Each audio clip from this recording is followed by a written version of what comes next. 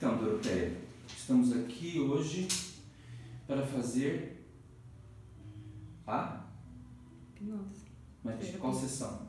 Segunda. Quantas sessões? Segunda. Você fez uma? Fiz. E hoje é a segunda? Hoje é. E a última? Isso. Muito bom. E eu vi que, eu vi que você entrou aqui sorrindo. Ah, ficou, né? E veio toda colorida, sorrindo, diferente. É bem diferente. É muito interessante isso, porque quando o paciente entra, ele entra assim, desconfiado, preocupado, não sabe o que vai acontecer. Vem preocupado, em primeiro lugar. Mas vem confiante, quer uma solução. Ele vem buscar uma solução para os problemas dele, certo? Certo. E depois disso, ele vai para casa, depois da terapia. E passa-se um primeiro dia, segundo, terceiro, quarto, quinto, sexto, sétimo dia, uma semana depois, ele volta. E entra no consultório novamente para fazer a segunda sessão, como você entrou agora. Sorrindo, né? Então, veja bem, eu não vou nem falar quais são as coisas que você falou, que nós tínhamos que tratar, e a gente pode até conversar sobre isso, mas não tem muita importância. O importante é o seguinte, o importante é saber de você se mudou alguma coisa para você. Tipo, se mudou alguma coisa para você? Mudou. O que mudou, nas tuas palavras? Mudou aquela vontade que eu tinha de me matar, de morrer. Mudou as pessoas me olharem, que eu sempre olhava, as pessoas me viam assim, eu achava que as pessoas estavam sempre me olhando, me julgando. Hoje não, as pessoas vêm, me elogiam, eu já aceito os elogios das pessoas, coisas que eu não aceitava. Você não aceitava elogio, porque achava que era um elogio mentiroso. Sim. Eu achava que era falso. E eu achava que eu não merecia. Ah, você achava que você não merecia o elogio. Eu achava que não merecia. Não era merecedora? Eu poderia elogiar, eu podia fazer o melhor para as pessoas, mas eu nunca podia receber, porque eu achava que eu não merecia. Você falou bastante disso na primeira sessão. Falei. Você focou bem nesse assunto, assim, olha, eu acho que eu não mereço os elogios das pessoas, eu não sou merecedora. Sim. Ora, não ser merecedora dos elogios, claro, é um sintoma que incomoda a gente, parece que a gente está bloqueado, que não consegue aceitar ou merecer. Sim. E o que se passou essa semana, assim, depois que você fez a terapia, hoje é sexta-feira, né? Sim. 18 horas, 18h20. Então, você fez essa terapia, foi para casa. Como é que você se sentiu indo no primeiro dia, segundo, terceiro, quarto? Qual foi o dia que mais chamou a atenção? Qual foi a situação que mais você se percebeu que estava diferente? Percebi a hora que fui pro sítio, para casa da minha mãe. E daí nós fomos na roça e a minha mãe, eu comentei com a minha mãe assim, mãe, aqui onde a gente trabalhava a gente sempre trabalhava nós duas. Aí minha mãe olhou para mim e falou, foi ali que você perdeu a chave. E ali que eu bati em você com tanto ódio. E eu não sentia aquela coisa triste mais, eu simplesmente olhei para ela como se era um momento de raiva dela, mas não com aquela coisa que ela queria. Não era mais o ódio? Não era mais o ódio. Você compreendeu a raiva dela, que Sim. Ela estava com um problema também. Sim, e não veio mais os pensamentos do meu pai, assim, na minha cabeça, que eu tinha muita mágoa, eu tenho carinho por ele, saudade dele. Do seu Alcides, né? Isso. Sua mãe, a Dona Vitória. E então, você conversou com ela durante essa semana, você conversou com ela? Conversei, daí né, ela falou, quando ela falou assim, eu só escutei ela falar assim, mas parece que não foi pra mim que ela falou. Entendi. Não te tocou, não te ofendeu, não te magoou? Não deu aquele sentimento um sentimento estranho que tinha antes? E comecei a ver as coisas que eu não preciso fazer as coisas para agradar as pessoas. Isso. Fale mais sobre isso. Como é que era essa sensação? Era horrível, porque eu estava sempre fazendo de tudo para agradar, para ter amizade, para ter o carinho das pessoas, e hoje eu não precisei, essa semana não precisei mais. Não me fez falta. Quer, não quer, também para mim tanto faz. Sim, porque a gente agrada as pessoas que nos agradam. Sim. A gente agrada pessoas que a gente percebe que a gente pode dar um agrado para a pessoa, mas que ela também dá um retorno para a gente. Sim. E tem que ser um retorno verdadeiro. Sim. Senão a gente não quer mais, não aceita. Então, assim, não pode ser pessoas que agradam a gente mais por interesse. Não é legal isso. Não. Tem que ser uma coisa natural. Né? Sim, e minha filha, nossa, hoje mesmo estava indo trabalhar e olhando para minha filha assim, mentalmente, vendo que ela é o que eu sou, que eu tinha tanto medo que ela fosse parecida comigo. E ela não tem o estudo dela, mas ela é igualzinha, o jeito de ser, o jeito de se portar, o jeito de batalhar. E eu vejo que ela conseguiu, que ela tá conseguindo, mas graças por causa do meu sacrifício, coisa que eu achava que não era nada que eu tava fazendo. Então, você contou a tua história, que agora tô recordando, porque atendo todo dia 3 pacientes e são histórias diferentes, certo? Sim. Agora tô recordando que você falou pra mim da sua história, que você batalhou um monte, passou necessidade para dar estudo para sua filha. Sim.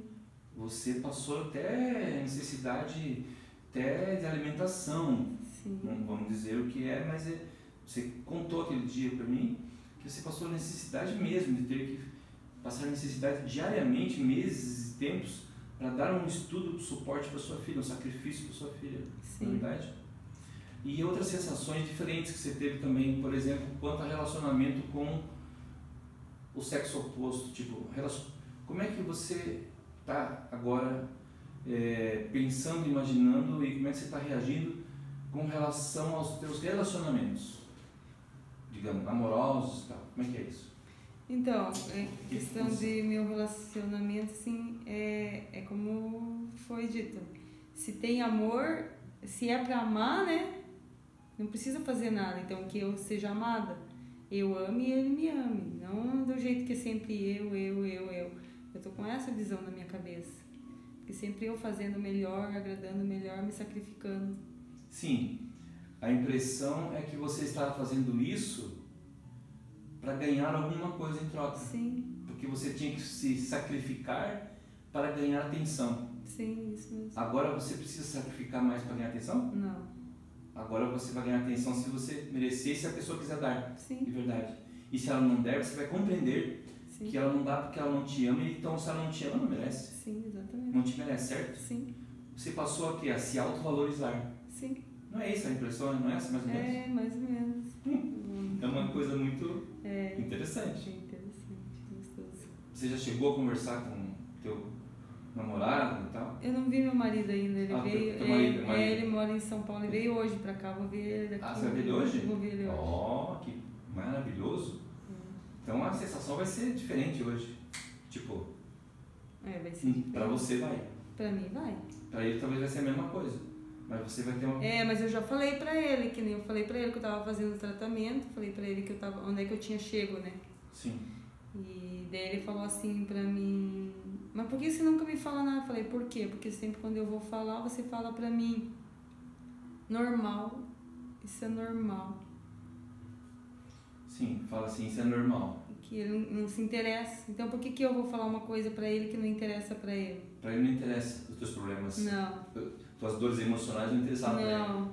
Antes não interessava e agora, mesmo que ele não se interesse mais, você vai começar a perceber com mais nitidez que ele não se interessa mesmo. Porque se ele se interessar, ele vai falar, poxa, mas está diferente. Não, ele também tem que ficar diferente, ele tem que também compreender que ele precisa amar você com toda a sinceridade, sem te cobrar nada, não é? Sem te julgar, Sim. sem te colocar culpa, sem jogar as culpas em você. Exatamente. E assim é que a verdade é essa. O ser humano, quando ele se limpa com a hipnose, ele não fica mais contaminado com nada, com esses pensamentos negativos que tem, porque a gente parece que vive o dia a dia da gente, parece que assim, contaminado com pensamentos negativos. Sim. E dos outros e da gente. Exatamente. E agora mudou? Mudou. O que mais que você observou que mudou? Mudou que eu trabalho no hospital lá e assim, antes eu ficava olhando muitas pessoas. Você trabalha no hospital, mas qual a tua função no hospital? Eu trabalho no arquivo médico, só que assim, eu me envolvia com o paciente e aquela emoção e tal, e aquilo lá estava me fazendo muito mal, me dá crises e tal. Agora não, agora eu não vou. Eu não vou ver o paciente, só vou se eu estiver realmente bem. Se eu não estiver bem, eu não vou. Não quero levar isso pra mim, porque não é meu. Eu posso dar uma atenção, mas não é meu. Igual eu levava e ficava e corria, mas não é pra mim isso. Você quer dizer que as dores dos teus pacientes te consumiam? As dores dos pacientes que estavam lá internados, sim. Eu ficava com mal, assim, porque eu... Mal-estar? Mal-estar, eu queria ajudar, e aí começava a fazer oração, e acabava me sobrecarregando. Sim. Você levava até esse pensamento para casa? Levava, e acabava até brigando com a minha filha por causa disso, não dava atenção para ela. Se juntava com um tipo de um estresse? Sim, porque para mim os outros era mais... como ela estava sempre ali comigo, eu achava que eu tinha que dar mais atenção para quem estava ali fora. Os outros eram mais importantes para você? Porque sim. eles sofriam no hospital Isso. E a sua filha não sofria no hospital. É. Mais ou menos isso. Sim, agora até minha filha mudou o horário, porque ela viu que eu não estava legal, ela mudou o horário da faculdade para ficar à noite comigo. Olha, que maravilha. Essa semana? Sim, estamos juntas. Nossa, parabéns. Que maravilha ouvir isso de você. Eu não fico surpreso porque eu trabalho com isso há muitos anos e a gente sabe que essa é a mudança real. Mas se uma pessoa não fala, ninguém vai saber. Os alunos não vão perceber, os alunos do curso de hipnose não vão perceber isso e as pessoas não vão perceber porque tem que haver uma comprovação, tem que haver uma narrativa de quem faz a terapia para mostrar realmente a verdade. Sim. Com o teu próprio conceito, com a tua própria voz, com o teu próprio, com a tua própria sensação. Sim. Né? E tem outras coisas mais, por exemplo, assim, andar no meio das pessoas, agora está mais tranquilo, mais calmo, porque as pessoas não estão te observando, não está sob pressão mais? Não. Eu olhava assim, as pessoas... Eu sou uma pessoa que as pessoas olham muito pra mim. E eu não sei, eu fico me observando e eu achava sempre que tinha alguma coisa. Eu sempre olhava pra trás se a pessoa estava me olhando muito pra ver se tinha alguém mais interessante atrás de mim. E tinha também, assim, ó, um excesso de culpa também em você? Sim. Você achava culpada de muitas coisas? Tudo. Se eu fizesse e desse, mesmo que desse certo, eu sempre achava alguma coisinha que estava dando errado. E sempre perguntava. Eu faço uma massagem, eu sempre perguntava à pessoa, mas tá boa? Mas ficou boa? Eu fazia uma comida gostosa, mas acho que não tá boa, acho que tá faltando isso, tá faltando aquilo.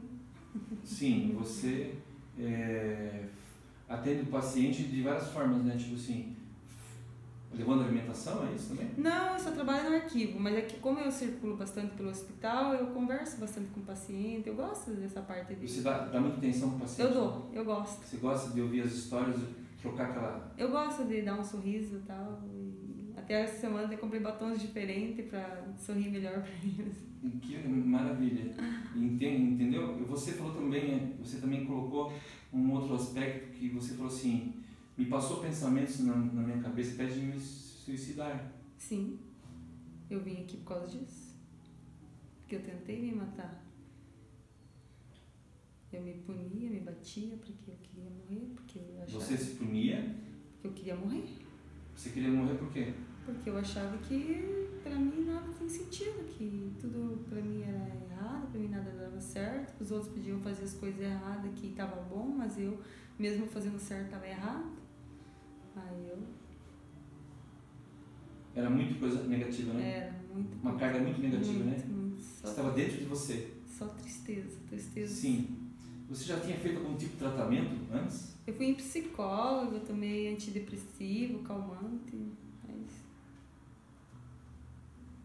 não adiantava nada. Não. E você trabalha com médicos, né? Eu trabalho com... Não tenho contato direto com os médicos, né? Mas ouve as conversas e participa das... Ouve as conversas. Sim. De tal coisa. Sim. Né? E precisa dar um calmante para uma pessoa, precisa fazer isso e aquilo, porque a pessoa precisa de ajuda e tal. Você conhece bem essa área, né? Não, eu conheço, assim, eu vejo o sofrimento das pessoas, assim, sabe? Porque eu circulo, eu trabalho no arquivo médico. Mas, assim, de interagir, assim, com a parte médica, clínica, assim, não. Eu converso com os médicos, eu gosto de conversar com os médicos. Mas você conversa com eles sobre medicamentos, às vezes, eles falam, às vezes, sem querer, falam sobre um medicamento ou outro, que pode ajudar uma pessoa ou não, que tem que dar anestesia ou não, que tem que fazer uma coisa ou outra, não é? Qual é o hospital que você... Eu trabalho no Hospital do Câncer. No Hospital do Câncer, né? Uhum. E lá tem... As pessoas são totalmente comprometidas com esse tipo de, né? Lá é patologia, câncer, né? Lá é. Então é uma tristeza, né? A família vai entrar lá triste, né? Sim, mas às vezes eles entram tristes, mas às vezes eles estão mais felizes que a gente, que eu, eles estavam, porque eles estavam sempre sorrindo, me incentivando, e eu lá morrendo, querendo morrer. Verdade. Então, veja bem, aqueles pensamentos que você tinha de complexos, vergonha, você ouviu muitas vezes a palavra que você não era capaz, até tem um outro nome que eu não quero nem citar aqui, né? Você não se achava capaz porque parece que você ouvia muito isso na infância, lá não sei onde, do seu pai, acho que seu pai falou isso? Fala. Que você não era capaz. Não.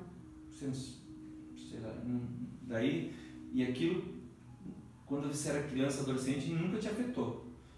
Sempre me afetou. Sempre te afetou? Sempre.